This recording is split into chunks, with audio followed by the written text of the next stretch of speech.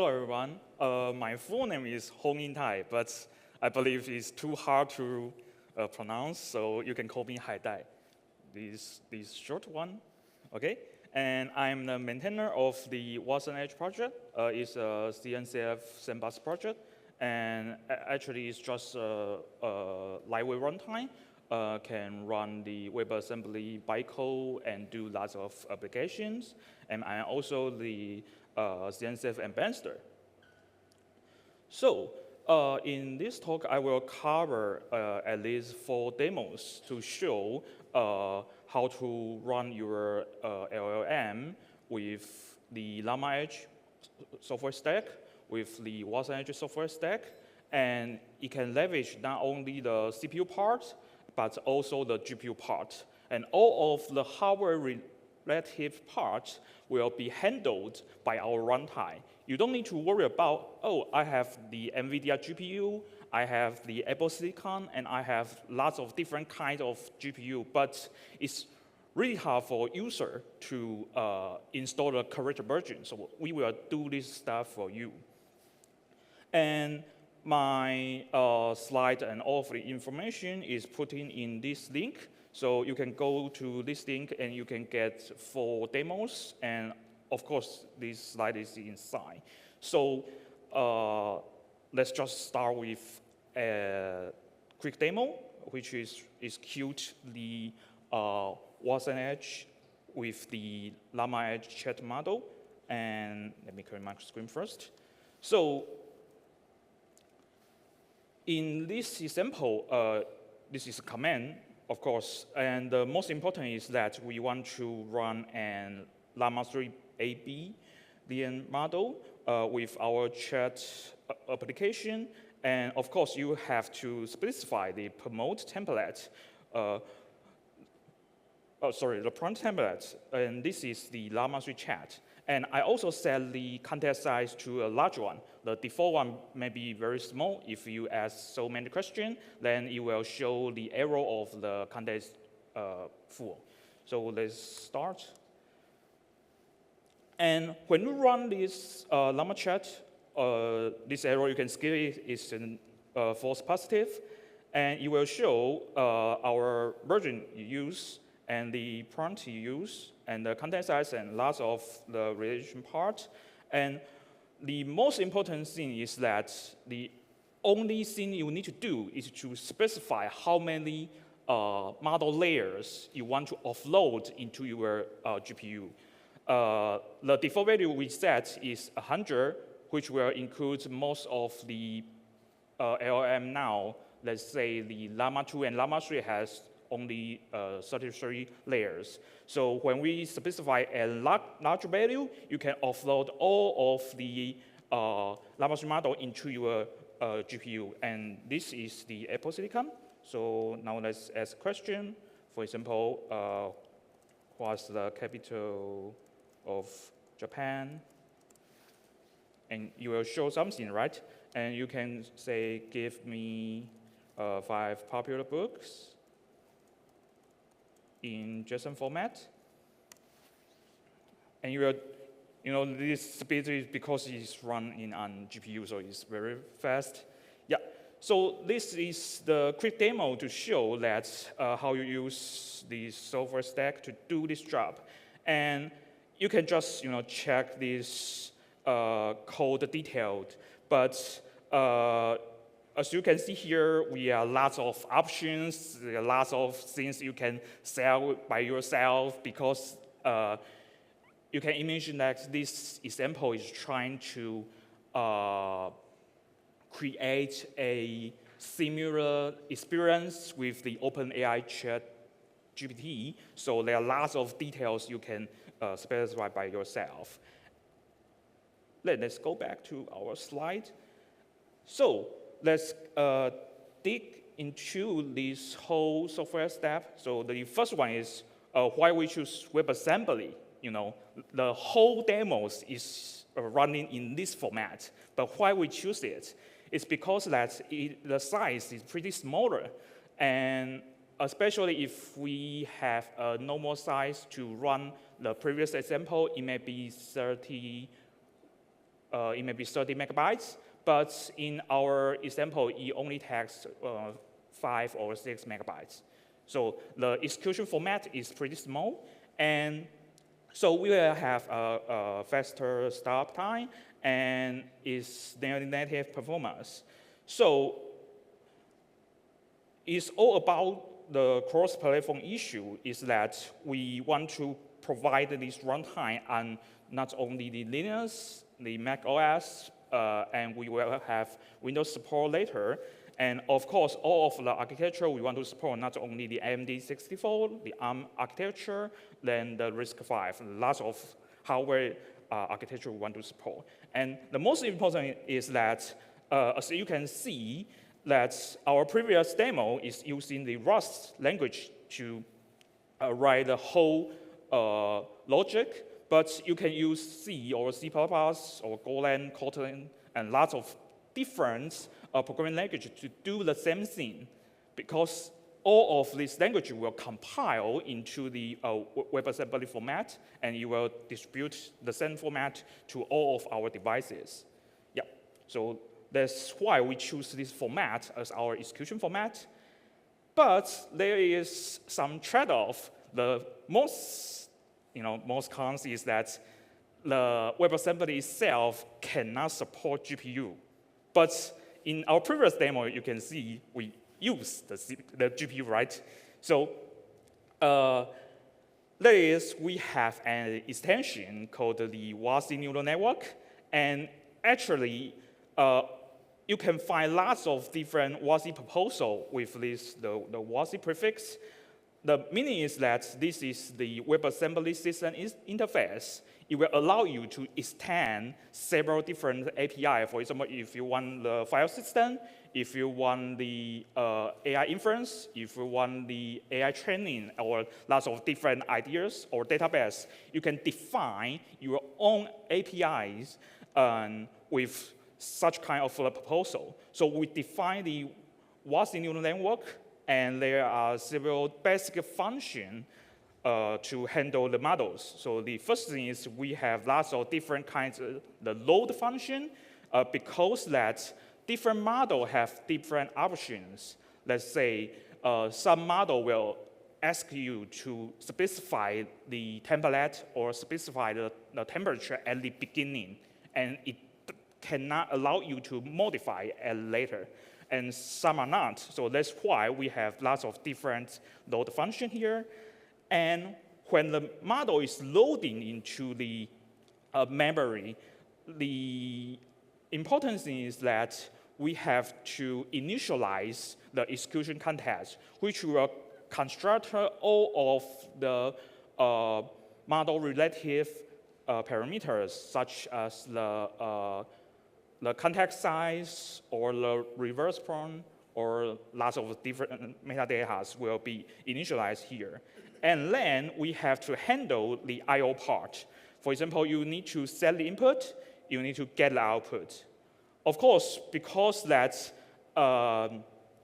in traditional AI inference, most of the time we will wait the AI model do the whole inference and get the output, right? So it will take lots of times. However, when you are using the LLM, such as the ChatGPT, you can find that it will put token by token directly. It's not blocking, it's streaming, right? So we defined a special part called the get output single, which will only return one token. When I just get a token, I will just return a token to you. You don't need to worry about the whole execution is blocking. And then we have the compute function, which is do the actual inference job. And of course, we have load, we must have the unload. Otherwise, when you load lots of models and your memory will constrain all of the things. Yeah, if you are interested in the details, how we define these APIs, you can go to this link, and you can just get lots of details of these functions. Then let's go back to our runtime, the WasmEdge. what we do for the previous demo, actually, we run the basic WebAssembly, for example, handle the input, output, and do the basic logic things. However, we dispatch or we pass in our AI inference or the LLM inference to the WASI neural network plugin.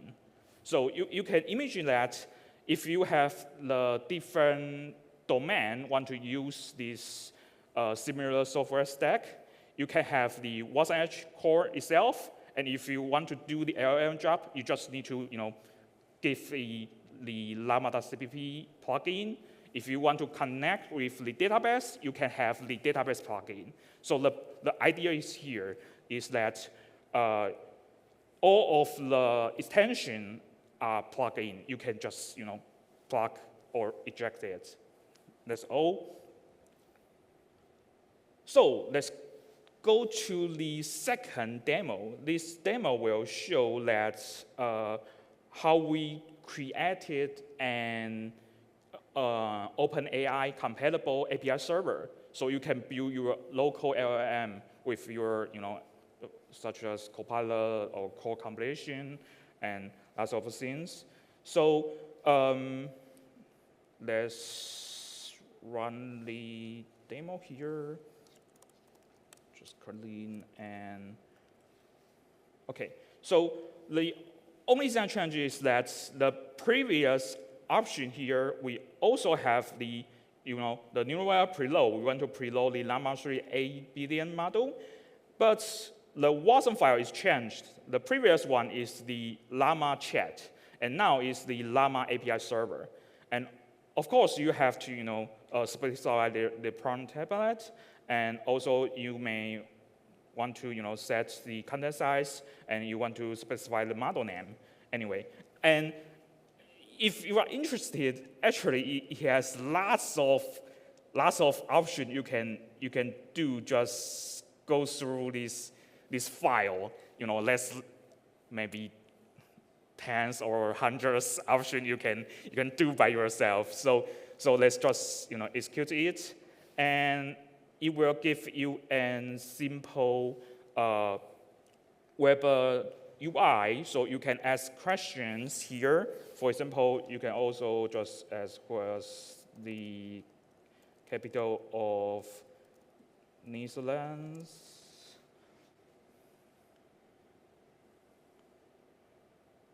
Oops.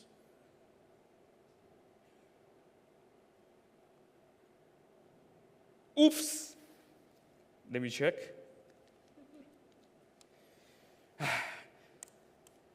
Just try again. Sorry.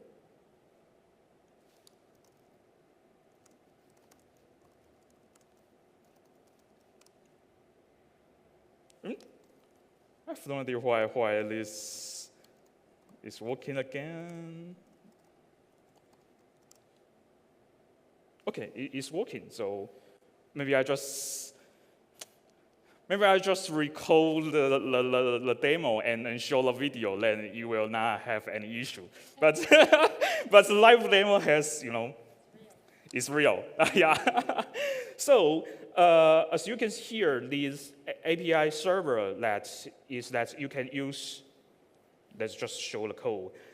You can use the Rust, to define all of the idea you want. For example, here there's lots of options you can set. For example, you can set the predict number. You can set the GPU layer. What is the GPU layer is so important, I have to say. If you have a small device or small GPU, there's no way to offload all of the model into your GPU. For example, this model has 4 gigabytes and your VRAM only has 1 gigabyte, then there's no way to offload all of them. But you can offload partial of them. Then it will still increase the inference speed. Okay, so this is very important if you want to use all of the software stack with the GPU. You need to take care about this value.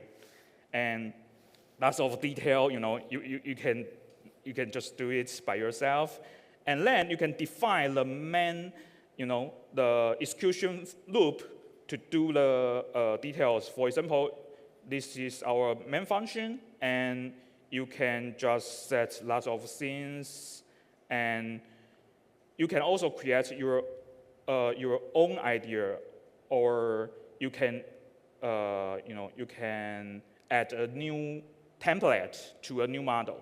For example, because different model needs different prompt templates, if you are training a brief new model and it's not supported by our API server, you can just edit it and add your own template, and that's all.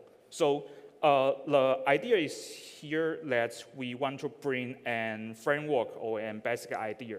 This is not the product. This is example for the developers. They can just modify this file and add any idea they want and any logic they want to, to do the thing. Yeah.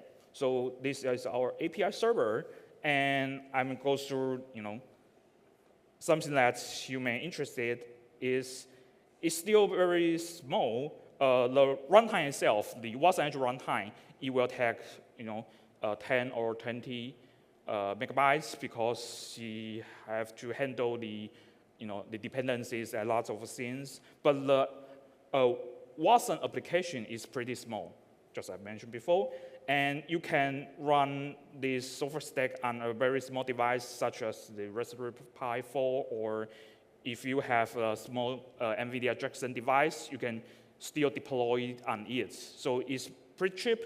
You don't need to have the super expensive NVIDIA H100 cluster. No. You don't need that. You just need a very cheap devices to run all of the stacks. And also, we are not only support the GPU, we are also using the TPU on some hardware devices. For example, we are now integrate the Qualcomm SDK to leverage the Qualcomm ML library to do the acceleration. So that's what we care about. But the developer don't worry about that. It just install and run. Yeah. And the second one is that we already simplify the installation. So most of the case, you don't need to install the software stack using the root mode. You can use the unprivileged mode to install it. And also, even I just show the Llama 3 model, actually you can try the mixed trail MOE model, or you can try lots of different model, which is already supported by our software stack. But the model is huge, and this computer has a small device, small desk specs, so I cannot download all of the model and show you. So you can use your own computer to do that. And now we already integrated some hardware framework, such as the CUDA, and we are working on the Tensor runtime. And also, if you are using the Apple Silicon, then we are using the Metal framework, but we will have the MLX support soon. So after that, I believe you can run not only the basic LLM, you can also run the Stable Diffusion and other different AI model then. And we actually customize the hardware optimization on different CPU. If you will have the server-side CPU, we will try to enable the AVX 512 to accelerate the matrix speed, computation speed. And after the hardware part, then we want to in our API server, we already have some formatted response, so you can do the function calling, just like you interact with the OpenAI server.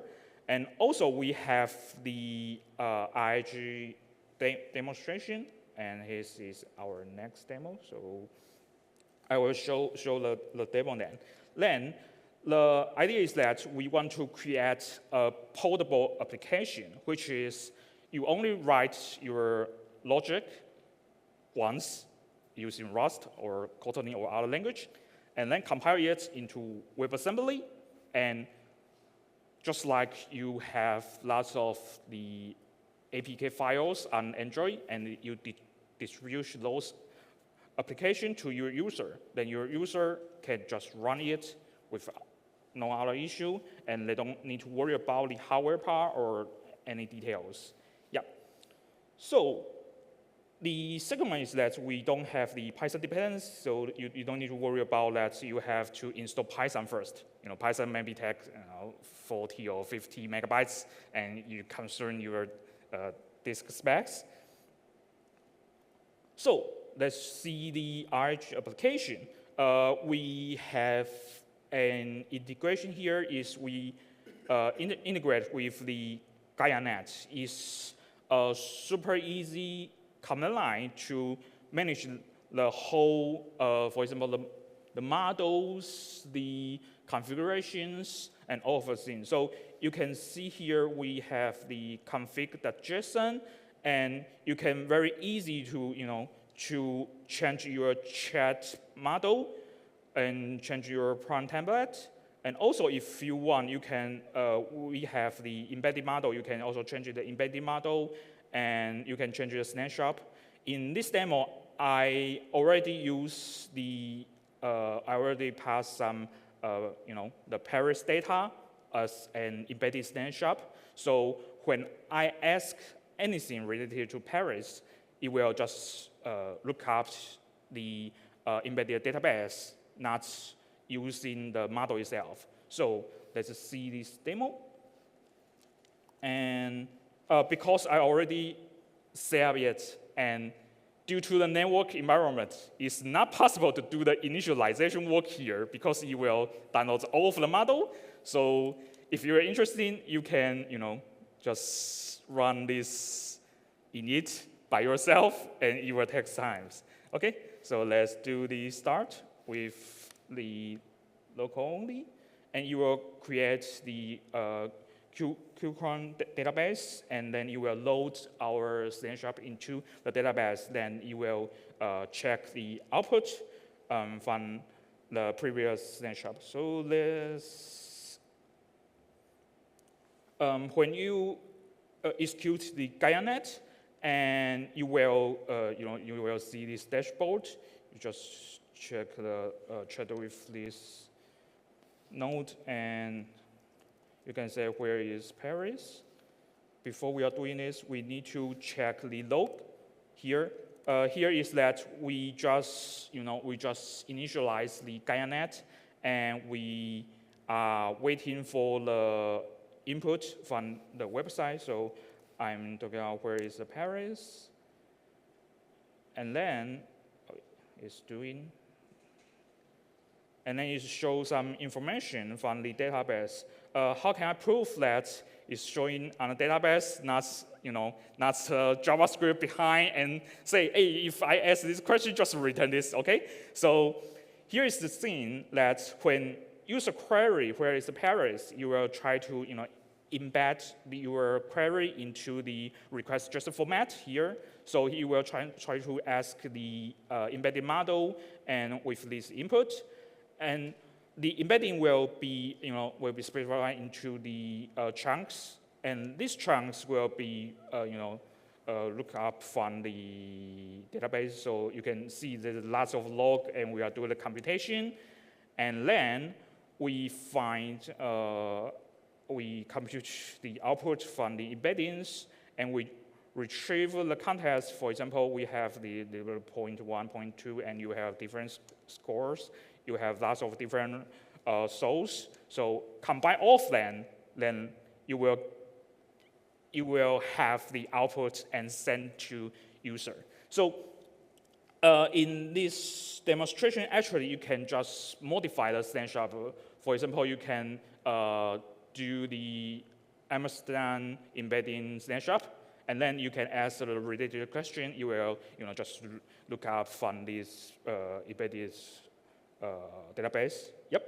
So that's the demonstration of the AI&Agents application, and I believe it's a little bit small, but the basic idea here is that when the node is on, then you will have the URL, so everyone can link to this URL and interact with your node. And then most of the idea is that the high level is the API server, just a customized API server for this AI&Agents example. And you can interact just like you interact with the OpenAI server.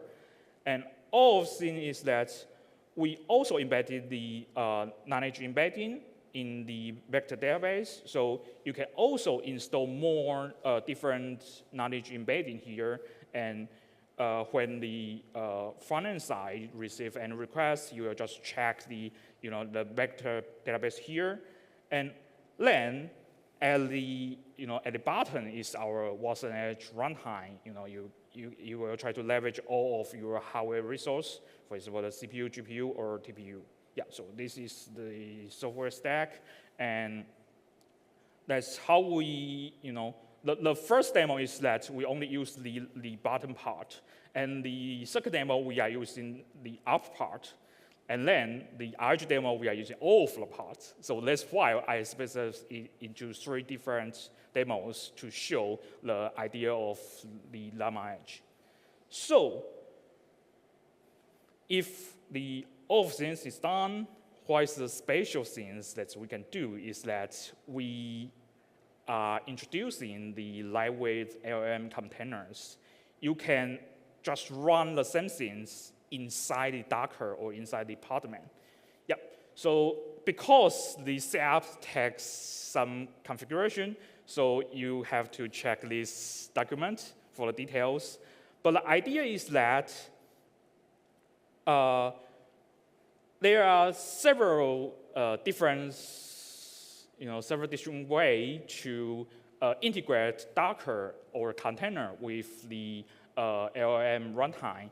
The first thing is very naive. You just create a normal Linux container, and you install the LlamaEdge, you install all of the things, and you are just running a Linux container. So it will take lots of disk space. It will take, you need to install the NVIDIA Docker machine. You need to install the correct CUDA driver. You need to care all about this. So this is the naive way, but this is not we really want. We really want is that we hope the Docker or container or Kubernetes, it can only register the container device interface. For example, you just need to tell your container management, hey, I have a GPU, which is maybe the NVIDIA GPU or something like that. And we don't need to specify the environment. We only need to do is that when the Docker plus the CDI with our Wasm runtime, you can only ship your applications with a very simple layer, which only contain the WebAssembly itself. You don't need to package the Linux container. You don't need to package the CUDA runtime. You don't need to package all of this, because this is offload to the CDI and the Wasm runtime itself. All you need to do is to install the normal Docker desktop and just, the plug-in system. You just put WasmEdge with the Docker, you just put CDI with Docker, then okay, then it's gone. Yep. So that's all I have. I forget to show the most important demo. This is the Docker run, right? I just run the Llama 2, and the network is gone. No, the network is gone. Anyway, you just imagine that if this command is pushed, and it will do the inference and tell you that, my question is, what's the capital of Japan? And the answer is Tokyo. Yep. So I already run out of time, but you can try our demonstration by yourself. And yep, that's all. Thank you. If you have any questions.